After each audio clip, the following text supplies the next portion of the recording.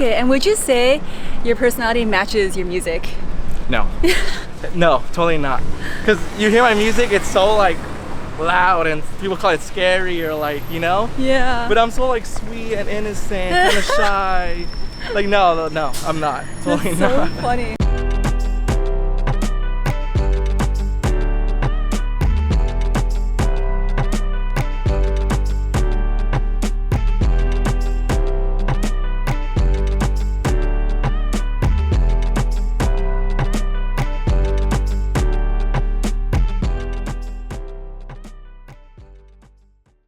What's up guys, Celine here from Sidewalk Talk, and today we have Skellism here. What's up guys, thank you for having me.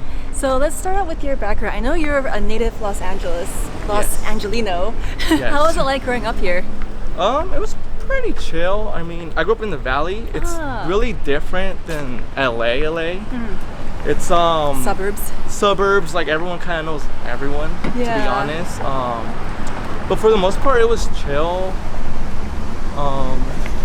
Yeah, I mean, it's not, how do I explain it? Like, there's nothing like exciting going on in the Valley. Like, yeah, like, I bet you if you grew up in LA, there was more stuff happening. Yeah. But like, in the Valley, there's not much going on. Yeah, it's just chilling, basically. And how did you first listen to like EDM or electronic dance music? How did you get into that? Okay. This was like 2011, 2012. I was still in high school. That's when like Deadmau5 was like really huge, and that's when like the whole dubstep scene was like getting big with Excision. Yeah. And that's how I got into it, because I remember at my school during lunch they would have like little like shuffling sessions. I don't know if anyone remembers like the old shuffling days. Like. Yeah, I remember shuffling days, but I didn't know it was at school lunches. Yeah, well, in my school they would have like shuffling sessions during lunch. Like there would be a guy like with either, I think it was his iPod, and he'll have it connected to like a speaker, and it'll just like be blasting to like everyone, and they'd always do like a shuffling circle. In the Valley? No, like in the actual school, like in the campus. Yeah, but yeah, your school in the Valley. But yeah, my school is right here in the Valley. Yeah, which is so, like, I guess you could say it's kind of weird, but like that's how I kind of got into first listening to it. And then my brother, like he bought my older brother, he bought DJ equipment around that same time, like 2012. Oh. But the funny thing is, he never really used it. Oh. Yeah, like he kind of like wanted to learn. Yeah. And then like he just stopped, so I was just like, you know what, like I'm just gonna learn. Like he has equipment there, I'm just gonna learn. I'm just gonna see how it is. And then yeah, like, over the time, like I wouldn't say I got better than him, but like I kind of like took over his equipment. Yeah. And then I remember I started streaming on, there used to be a website called Mixify. Okay. I don't know if there's any old Mixify people watching this, but if there is, you guys will know what I'm talking about. It was like a website where you could live stream. Picture Twitch, but like just DJing. And yeah, so I started there, and that's where I started little by little getting recognition. And that's kind of where like it kind of like started for me. You know? Oh wow! So basically, shout out to your brother for getting that set. Yeah, I always tell everyone that he's the one that like bought the equipment, and I kind of just learned from that. I feel like if he would have never bought the equipment, I would have never been a DJ, to be honest. Like, yeah, like I'm being serious. What does he do now? He's a welder. He's a welder? Yeah, welder. Cool. He went from wanting to be a DJ to a welder. It's a complete opposite direction. Yeah. And when you started DJing and playing music, were your parents supportive of you? Yes or no. I'll say yes, because obviously like you being their son, if it makes you happy, they're gonna support it. Yeah. But no, because I'm Hispanic, so like a lot of Hispanic families, like they want you to do like better than them, if that makes sense. Like they want you to do like the kids to grow more and like be successful and stuff. Yeah. So like my mom was always on me, like, oh, I want you to go to college, get your degree, and like did you end up going to college? I did. Oh, okay. I actually have a degree in criminal justice. Oh wow. Yeah. Were you trying to be a lawyer or? No, it was just when growing up I was so into like CSI or like me too. You know, like 48 Hours, like those kind of shows. So I was like, you know what, like I'm just gonna do this and see like what job opportunities there is, you know? Yeah. But yeah, I got my degree in that, and like I never did anything with it because the whole like DJ stuff started like doing better for me. Wow. But I do have my degree in that, and Hey, you just never know in the future. If my music career doesn't work, I still have my degree to back up on, you know? To go to criminal justice. Yes, I could be on CSI music now. to criminal justice. Yeah. That's crazy. Okay, so when you first started playing, were you just like playing at clubs and stuff, or how did you start after Mixify? Okay, from Mixify, I kind of knew I had to start working on actual music to get like taken seriously. So start producing. I had to start producing, and I learned everything online. I learned everything on YouTube, and like shows didn't start coming. It was just like people I know will like help me out, they'll get me a show or this and that. Yeah, so I started producing hardstyle around 2014, and that actually went really well for me. Like, yeah, I got to play DEF CON in 2015. DEF CON Australia. I played the last Tomorrow. Is it Tomorrow World? Yeah, Tomorrow World. I played the last one. Wow. That one's funny because it was not funny, but it's messed up. It was like raining so bad. There was a flood. It was a flood. And it was so bad. Yeah. But luckily, I played the day before it got canceled. Yeah, so it went pretty well for me doing like the whole hardstyle stuff, which I'm like really grateful for everyone that gave me a chance. Yeah. In that whole community. And yeah, and then I got with an agent. He helped me like my career get like better with shows and stuff. Yeah. And then after that, like, I guess you could say I've been like flopping around with genres. Yeah. But now I consider myself as a bass act. Bass act, interesting. Yeah, I was gonna ask you that. You do a lot of genres. How do you balance it, or do you just like play whatever you want? If you know about like BPMs, I normally stay around the 150 BPM. They're really fast paced. Yeah, it's kind of fast paced, but it's the same pace as hardstyle and bass music nowadays. So you could mix both genres and like it'll work out. Yeah.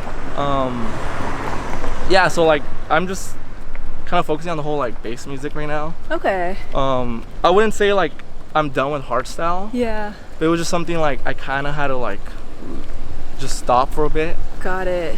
So if I have any hardstyle fans still watching, I'm so sorry. But I'm not saying I'm not going back, but I just wanted to focus on like my bass music. Yeah. And where would you say your inspiration comes from? Honestly, I grew up listening to a lot of metal music. Oh, makes sense. Yeah, a lot of metal music. I hear it. So like in my last probably like 4 or 5 songs I've released, it's a lot of like metal influence. So I get a lot of inspiration from bands like Bring Me the Horizon. Like I look up to them. Like, oh wow, they're a band that they could switch their genres and like people will still support them. Like they don't care. And that's someone like I really look up to, like Bring Me the Horizon. Yeah. Wow. Okay, and would you say your personality matches your music? No. No, totally not. Because you hear my music, it's so like loud and people call it scary or like, you know? Yeah. But I'm so like sweet and innocent, kind of shy. Like no, I'm not. Totally That's so not. funny. You said you're sweet and innocent and shy? Yes. What? I mean, okay. That's so funny. If the people that really know me, they know like I'm pretty like shy and like innocent. Oh, that's okay. And I guess me making like harder music is like my escape. Yeah. Does that make sense? It's how you really feel inside. That's how I really feel inside. Yeah. Tell me how you really feel. Who hurt you? No one hurt you. And what are some challenges that you faced in music and music production? And production? Yeah, production. Just yeah. For sure in bass music, the whole sound design stuff, it's kind of hard learning about sound design. And it's like I said earlier, like I learned everything on YouTube. Like I didn't go to school or none of that. Like everything I learned was self-taught on YouTube. And till this day, like I'm still learning. Like there's still like, even if you're so good at producing, like you're still so much you can learn. Like I know there's people that are good at mixing and mastering. I have friends that are good at that. And even then they say that they haven't perfected it. Like you can never perfect that. Yeah. It's just like, it's your ears against other people's ears. Wow. That's just the way it is. So yeah. It's, I'm still learning. What's the process of you creating a song? Like, do you start with like the bass first? Oh, okay. I start with melodies. Oh, melodies. Okay. Yeah. I mean, my girlfriend says one thing she loves about my music is my melodies. Oh. So like, yeah, I start with a melody and I try to make it so catchy that it sticks. it gets like stuck on people's, you know, they keep remembering about the song. And then once I get the melody down, I just do the drums and like the bass or all the other instruments. Lately I've been putting like guitars in. Oh wow. Yeah, so you do all the instruments yourself? It's funny, I bought a guitar about like, what did I say? During quarantine, like last year. Yeah. And I never learned how to play it. Oh. It's so hard. Like, if people that play guitar knows, like, it's so hard to play guitar. Yeah. Like the guitars you hear in my song, no, they're all from in the program, Ableton. Okay. Yeah. They're like VSTs that are like basically they sound like just like real guitars. Oh, I see. That makes more sense. Okay. Yeah. What happened to your partner? We just wanted to do our own thing. Yeah, he started his new project, and I just kept doing the Skellism stuff. So it's just one-man show now. It's a one-man show now, basically. Okay. Yeah. I mean, I wish him the best, but yeah, we're just doing our own thing now. It's good. Yeah. Sorry, going back to the music part. How was it like working with Lil Jon? Because I know that's like your biggest hit. Yeah, that's what everyone knows me from. Yeah. It was crazy. I mean, I remember the day that I sent him the song. He didn't reply to my email until like a day later, and I was already getting sad. I'm like, oh, he doesn't like it, blah blah blah. But it turns out he was on a flight, I think from Asia. That's why he never opened the email. And as soon as he landed, he told me that like he loved the song, he wanted to record the vocals that same day too. Oh, so you sent him I sent him the instrumental, a song I did with Terror Bass. I see. Yeah, and I basically shot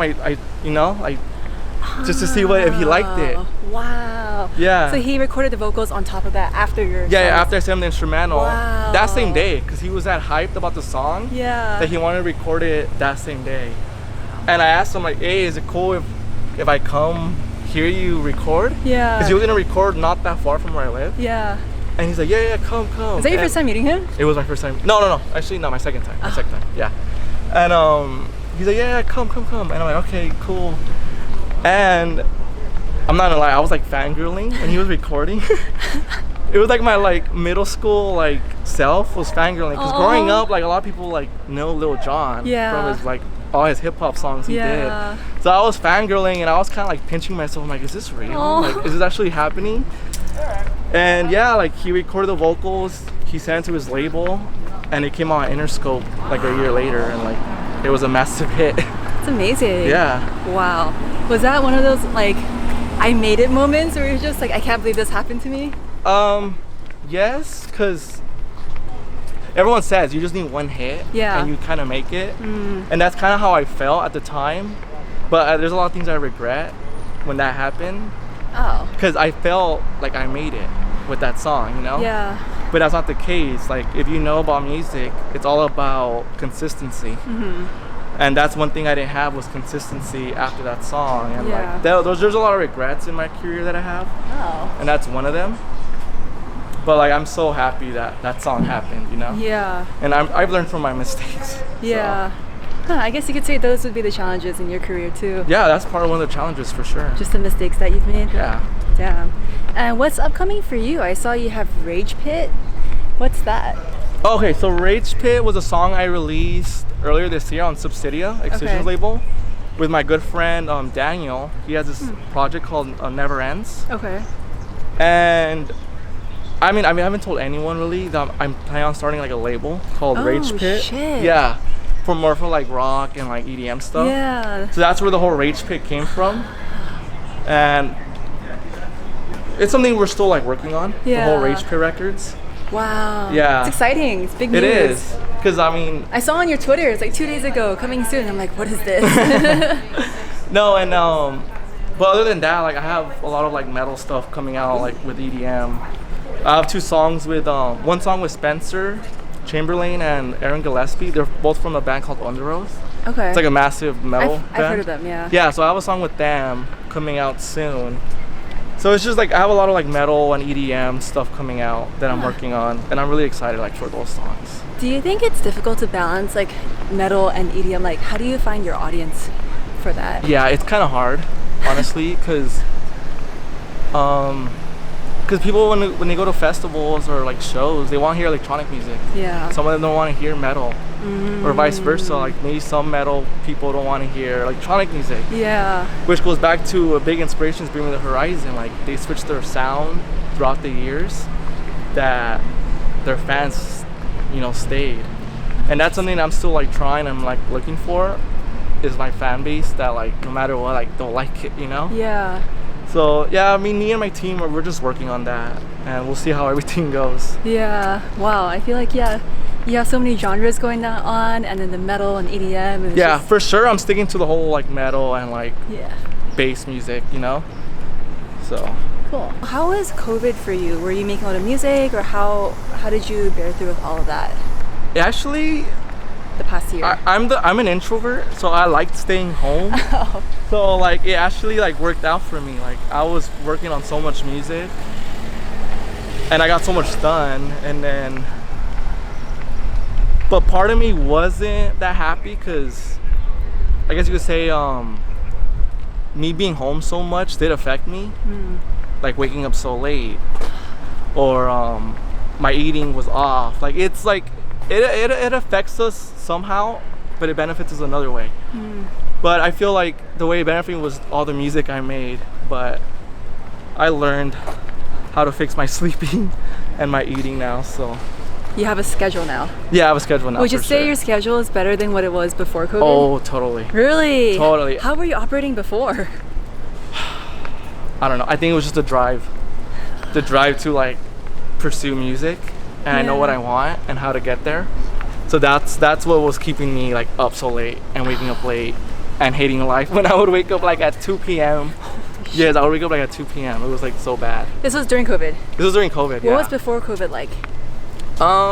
It wasn't as bad. Oh. I feel like I would still go to sleep late. Yeah. But not really late. I feel like just COVID like made everyone want like be extra introverted, to be honest. I was the opposite. I had cabin fever after 3 days of staying home. I was just like, I can't be home. This is so like, it's too much for me.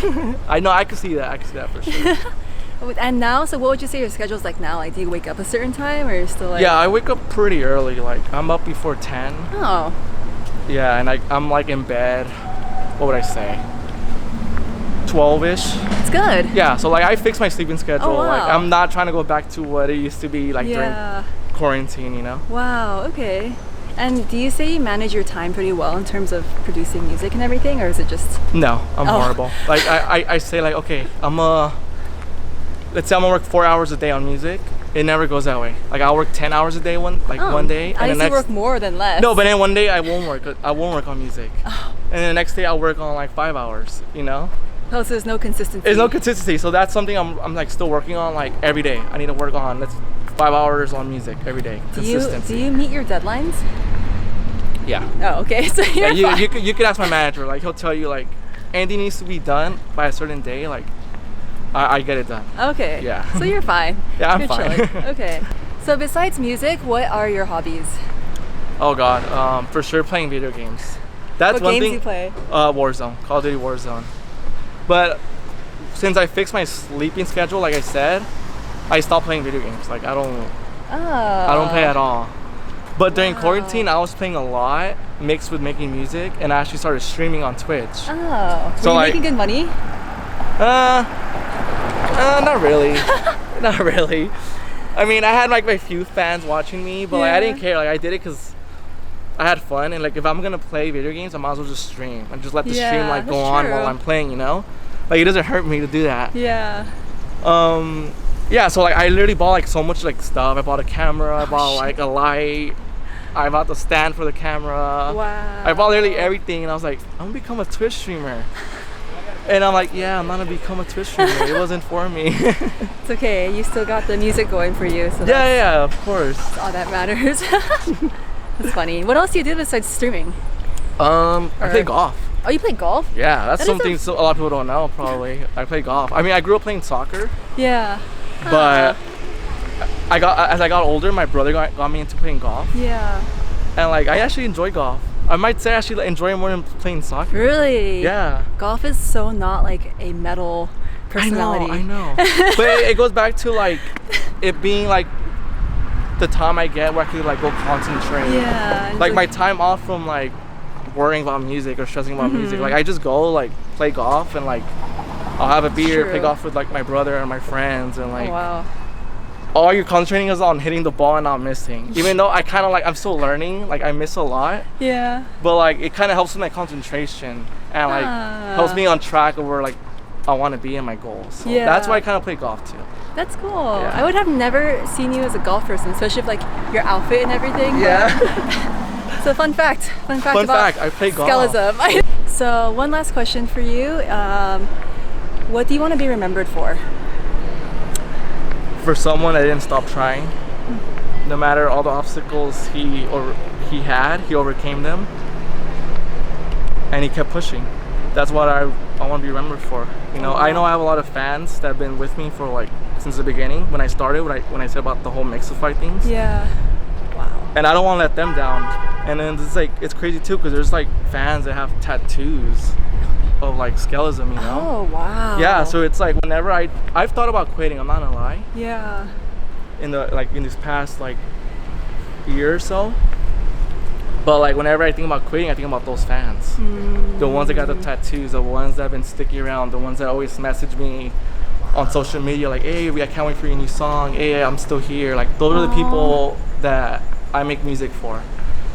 That's so heartwarming. I just got chills from that. And that's what I want to be remembered for someone that never gave up, you know? Wow. Yeah.